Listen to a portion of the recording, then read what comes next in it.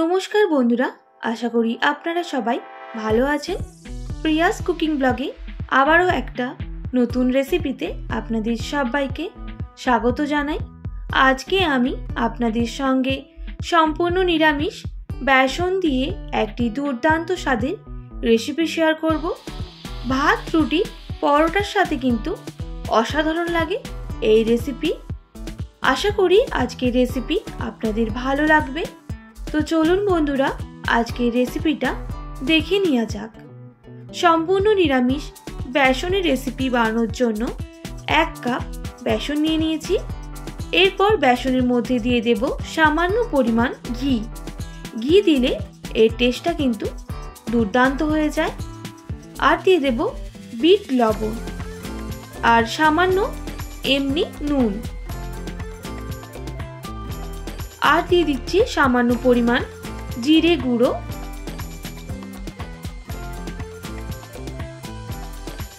সামান্য পরিমাণ হলুদের গুঁড়ো,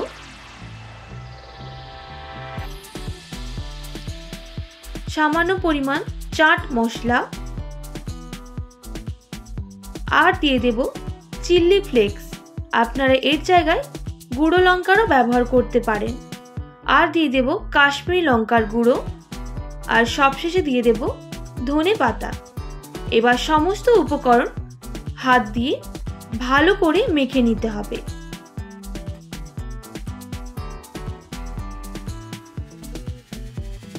অবশ্যই একটু ভালো করে মাখিয়ে নেবেন, তাহলে ঘিটা কিন্তু সমস্ত বেসনের সাথে মাখানো হবে। এরপর দিয়ে দেব সামান্য পরিমাণ গরম মশলা আর কসুরি মেথি সামান্য পরিমাণ। আর দিয়ে দেব বেকিং সোডা। আবারও সমস্ত উপকরণ মিশিয়ে নিচ্ছি। এরপর এখানে সামান্য পরিমাণ জল অ্যাড করে দেব আর একটা শক্ত ডো তৈরি করে নেব। তবে অবশ্যই এই সময় অল্পই জল দেবেন, না হলে কিন্তু এটা পাতলা হয়ে যেতে পারে। তো দেখুন, এটা কিন্তু একদমই শক্ত লাগছে। সেখান থেকে আমি অল্প অল্প এই রকম ভাবে একটা শেপ তৈরি করে নেব। আপনারা আপনাদের পছন্দ মতো শেপে করে নিতে পারেন। সমস্তগুলো একইভাবে তৈরি করে নিতে হবে।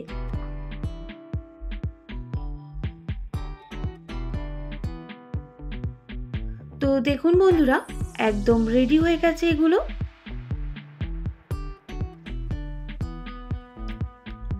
এরপর এর জন্য একটা মশলা রেডি করে নেব। মিক্সিং জারের মধ্যে কয়েক টুকরো আদা, কোচানো টমেটো, আর দিয়ে দিতে হবে 1 টেবিল চামচ গোটা জিরে, 1/2 টেবিল চামচ গোটা ধনে, আর দিয়ে দেব একটা কাশ্মীরি লঙ্কা। এটার একটা মিহি পেস্ট করে নিতে হবে। মিহি পেস্ট হয়ে গেছে। এরপর একটা কড়াই বসিয়ে দেব আর তার মধ্যে দিয়ে দেব সাদা তেল। আমি কিন্তু রেসিপিটা সাদা তেল দিয়েই করব। আপনারা চাইলে কিন্তু এখানে সরষের তেলও ব্যবহার করতে পারেন। আর তেলটা গরম হয়ে গেলে পকোড়াগুলো এর মধ্যে দিয়ে দিতে হবে।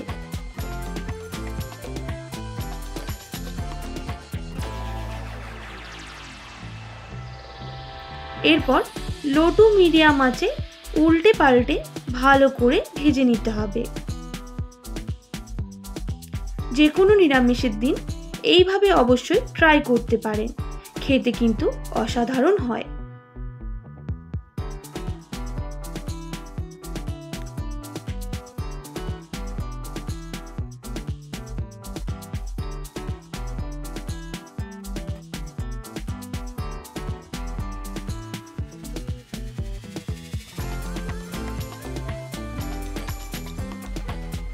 এইভাবে সমস্ত পকোড়াগুলো লাল করে ভেজে নিতে হবে।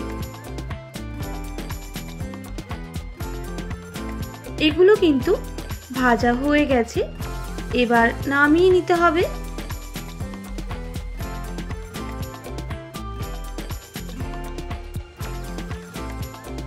ওই একই তেলে সমস্ত পাকোড়াগুলো ভেজে নেব।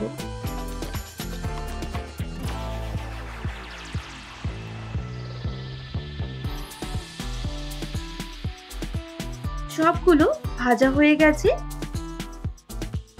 এরপর ওই তেলের মধ্যে দিয়ে দেব গোটা জিরে হাফ টেবিল চামচ, দিয়ে দেব দুটো এলাচ, দুটো লবঙ্গ, দুটো দারুচিনি।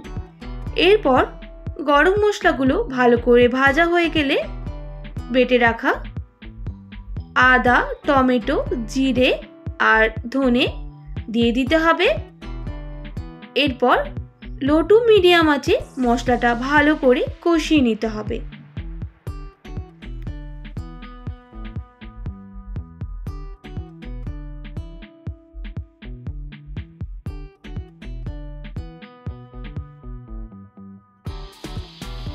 মশলা থেকে আদার কাঁচা গন্ধটা চলে গেলে এরপর এখানে দিয়ে দিতে হবে সামান্য পরিমাণ হলুদের গুঁড়ো, আর দিয়ে দেব স্বাদ মতো নুন, সামান্য পরিমাণ লঙ্কার গুঁড়ো। ঝালটা অবশ্যই আপনারা কম বেশি করে নেবেন। আবারও ভালো করে মশলাটা কষিয়ে নিতে হবে।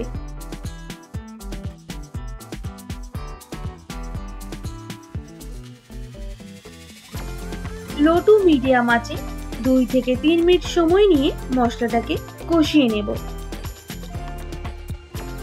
মশলা থেকে এইরকম তেল ছাড়া শুরু হয়ে গেছে। এই স্টেজে দিয়ে দিতে হবে জল।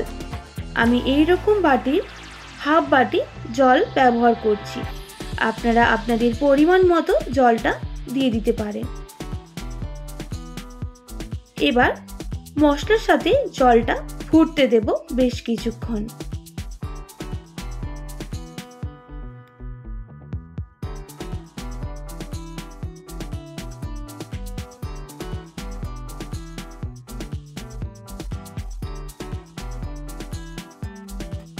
বেশ কিছুক্ষণ ফুটে গেলে এখানে ফেটানো টক দই 2 টেবিল চামচের মতো অ্যাড করে দেব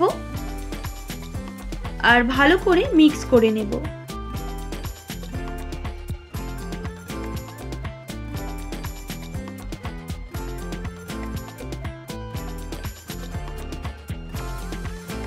মিক্স করার পর আরো 2 থেকে 3 মিনিট সময় নিয়ে আমি ফুটিয়ে নেব।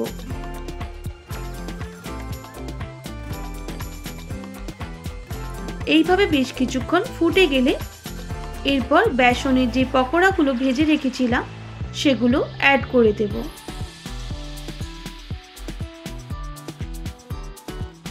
এরপর মশলার সাথে ভালো করে মিক্স করে নিতে হবে। আর মিক্স করা হয়ে গেলে আরো 3 থেকে 4 মিনিট সময় নিয়ে ফুটিয়ে নেব। এই স্টেজে দিয়ে দেব সামান্য পরিমাণ গরম মশলা। আবারও মিক্স করে নিচ্ছি।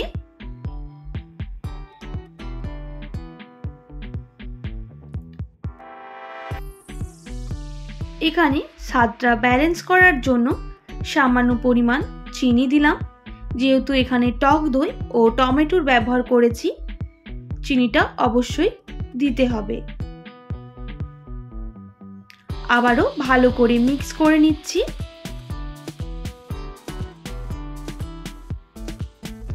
সবশেষে দিয়ে দেব সামান্য পরিমাণ ধনেপাতা।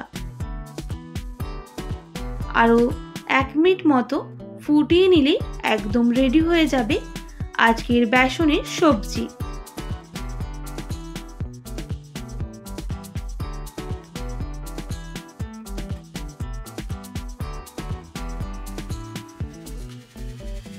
এরপর গ্যাসের ফ্লেমটা অফ করে দিতে হবে আর গরম গরম পরিবেশন করে নেব। তো দেখুন বন্ধুরা, দেখতে কতটা সুন্দর হয়েছে। আশা করি আজকের রেসিপিটা আপনাদের ভালো লেগেছে। একবার অবশ্যই বাড়িতে এইভাবে ট্রাই করবে যে কোনো নিরামিষের দিন, আর কমেন্ট করে জানাবেন কেমন লাগলো আজকের রেসিপি। ভালো লেগে থাকলে অবশ্যই একটি like, comment, share and subscribe করে আমার পাশে থাকার অনুরোধ রইল। পাশে থাকা বেল আইকনটাও প্রেস করে দেবেন তাহলে নিত্য নতুন রান্নার ভিডিওগুলো আপনাদের কাছে পৌঁছে যাবে। আজকের মতো এতটাই। আবারও নতুন কোনো রেসিপির সঙ্গে দেখা হচ্ছে। আপনারা ভালো থাকবেন, সুস্থ থাকবেন। আর এতক্ষণ আমার সঙ্গে ভিডিওটি দেখার জন্য অনেক অনেক ধন্যবাদ আপনাদের সবাইকে।